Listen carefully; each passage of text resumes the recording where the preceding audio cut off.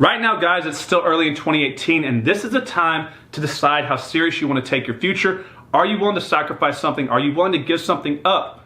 Are you even willing to be a professional enough to slow things down, have some internal reflection, audit your personal situation, and really look at yourself and what you've done over the past few years to get to where you've gotten to in your business, and really look at your results and compare it to your lifestyle and what you've been doing up until this point?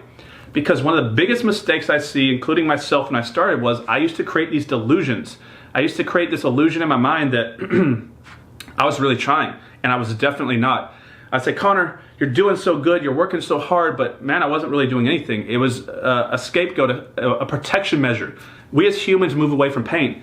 And so I didn't want to admit to myself that I really wasn't serious, I really wasn't committed, and that was why I was failing. And a lot of you need to do the same thing. And I'm going to talk about something in this video, and I'm going to ask you to do something at the end of it. And if you're willing to do this and do what I did and do what so many of my successful entrepreneur friends have done, it's going to change your life like it did for myself and them as well. And the reason why is this is going to eliminate one of the biggest time eaters in your life. And a lot of you say you don't have time, but you have way more time than you actually think. You're just not committed, you're not serious, and you don't really care about your future as a business owner. So now's the time to look deep in your heart and deep in your soul and ask, what am I willing to give up to become successful? Am I willing to be committed for my business, for the future of my business, and for my family and for myself? So a lot of you contact our one-on-one program, and if you do, you realize I want y'all to write an email to us. I want to review it. I want to see who you are, and then I want to make sure that what you're telling me aligns with what you actually do in real life. Because believe it or not, guys, I do look into you guys. It's by application only. Even then, once you get into the first stage of our coaching program, I only work with you for a month before I decide, do we actually go on further for an extended period of time? Because I take people on one-on-one. I'm not hiring coaches. I'm actually helping you. And I think it's an opportunity for all of y'all. And so what I do is basically I work with you for a month and then decide if you like me and I like you. It's a checks and balances. It goes both ways. It's a bilateral agreement. Either one of us can decide not to move forward. So it's a lot safer. I'm not locking you in, tricking you into a $50,000 contract and then tying you down. And once you sign the contract, telling you that I was going to give you your money back after 7 days, and then lying to you and basically making you get a lawyer to come after that money, like a lot of these companies do. It's crazy out there. Be careful. But I look into you. I look at your story and I read it, and then what I see is this difference of what you say and who you are. Because I look at your social media profiles, we dig in, and I look at your Facebook profiles, guys, and I'm really not ragging on you here, but you have to be honest with yourself. And I see all these lions and tigers and gorillas out there and all these motivational quotes and talking about how hard they hustle and they're putting on this persona for everybody. And then I start looking into you actually, and I start looking at your photos. And what do I see? Every single weekend you're out at the bars partying. You're literally on tables dancing. You're at the beach with Coronas in your hand, falling over yourself.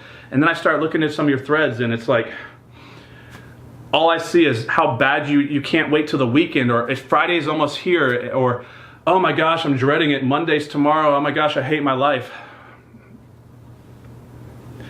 Guys, if you cannot work on the weekends, it is going to be very difficult for you to be a successful entrepreneur.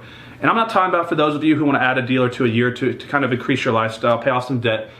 But a lot of y'all contact us with that $1 million lifestyle, that dream, the financial freedom. Y'all want to make 20, 30, 40 grand a month, passive income, travel the world, do what you want, be able to coach your kid's soccer team, right? I understand. I want these things in my life too.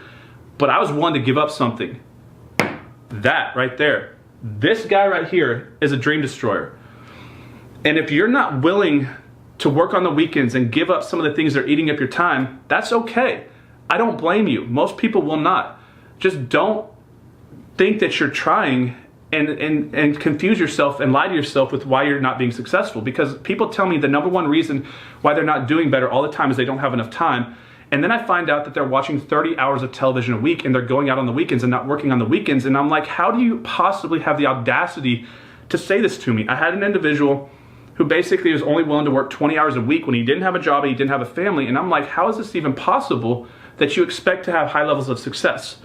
I promise you this, there's no such thing that I've ever met, at least in my life, that I've never come across someone who's a successful business owner that got there by accident. It is by design, it is by goal setting, it is by daily routines, by heavy momentum, by massive energy, knowing where they're going and putting the effort in behind it and taking sacrifices like getting the television out of your life.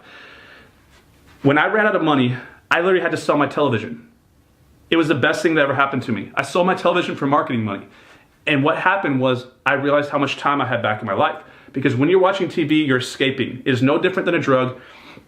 In my opinion, drugs and the television are one and the same. They're the biggest destroyers of entrepreneurs, of families, of relationships, of dreams. If you're not willing to give these things up, guys, it's going to be very tough for you. I mean, you don't have to fully give them up, but very, very rarely should you be putting your time into things like the television, because it's just going to eat up your future. It's going to ruin your life. I promise you. And you're not going to hit 80 and look back and say, oh my gosh, man, if I just watched that episode of American Idol one more time where that one lady did that weird little dance and it was so funny. Or you're not going to look back and say, if I just watched Family Guy one more time, my life would have been that much better. Don't let the TV ruin your life. This guy is the enemy, right? This guy, I promise you, add up how many hours a week you're watching TV. Just do it for me one time. Add them up, take that number, times it by 52, do the math and compare it to how many hours you worked in your business last year or worked at your job, and then do the cost comparison, right? So people all the time, you hear this saying, I forget who it was, I think it was Jim Rohn maybe, he has basically asked someone, you know, how much did you pay for that television? How much does it cost you to own that television a year? And people are like, oh, well, it's $1,000 or $500. He's like, wrong. It's tens of thousands or hundreds of thousands of dollars depending on how much you watch, depending on what your income is, because your opportunity cost, which is the cost of giving up that time, putting into something else like television versus actually creating income, is exponential, because you're giving up all that time that you should be using to build your business. And this guy right here has become a massive problem in this country, really around the world. If you can eliminate the television and add those hours back to your business, for one, you're gonna be a lot happier, because all that is on TV is crap. There's negativity, negative BS. It doesn't matter which side of the aisle you're on, Democrat, Republican, doesn't matter which television show you look at. It's so rare to find something that's positive, that's actually gonna help you in your life. So it's just dragging you down. It's not adding any value into your life, and you're escaping. You're using it as an escape, you're using it as a drug, and there's not enough talk about this. There's a lot of people talking about how drugs and drug addiction are hurting people, but not enough talk about this. This is the number one reason I think entrepreneurs are failing, in my opinion. And when I got that out of my life, my income went like this, straight up. And now, I hardly ever watch the TV. I'm not gonna lie, I do watch it. I'd rather watch a movie every now and then, but man, you gotta get the television out of your life, guys. It's gonna destroy your future. If you're serious, and this is a time you really wanna consider yourself a serious entrepreneur, get this guy out of your life.